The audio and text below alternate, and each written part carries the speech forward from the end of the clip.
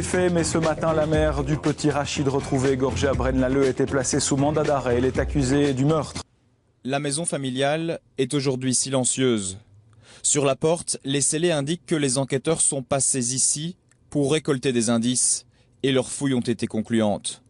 Dans la maison, ils ont trouvé des traces de sang humain et la thèse du meurtre familial se précise au fil des heures. Principalement, on a retrouvé des traces de sang dans l'immeuble qui manifestement ont été nettoyées. On a trouvé des vêtements qui ont été nettoyés aussi avec des traces de sang. Et on a retrouvé un couteau nettoyé aussi, mais qui pourrait aussi être un couteau qui a servi dans les faits.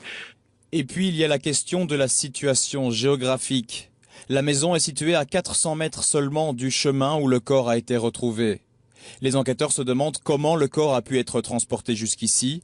L'audition de la mère se poursuit mais sans succès. Pour l'instant, donc, la maman nie les faits formellement. Elle conteste être concernée de quelque manière que ce soit. Et nous dit qu'il faut trouver une explication ailleurs. Pendant ce temps, à l'école de Rachid, les parents sont abasourdis. Ils ont entamé une collecte pour payer à l'enfant des funérailles dignes de ce nom. Quant aux petits copains de Rachid, ils sont suivis depuis hier par des psychologues spécialisés.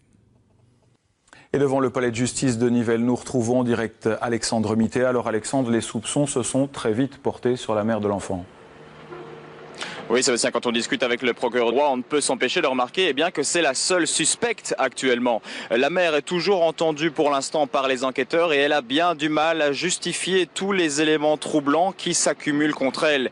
Il y a ce couteau de cuisine qui a été retrouvé, qui correspond aux traces d'égorgement. Il y a ces vêtements fraîchement lessivés mais qui contenaient toujours des traces. Et puis, il y a deux nouveaux éléments. Mercredi soir, un jogger dit avoir croisé une dame qui ne parlait pas français à l'endroit même où le corps a été retrouvé un peu plus tard.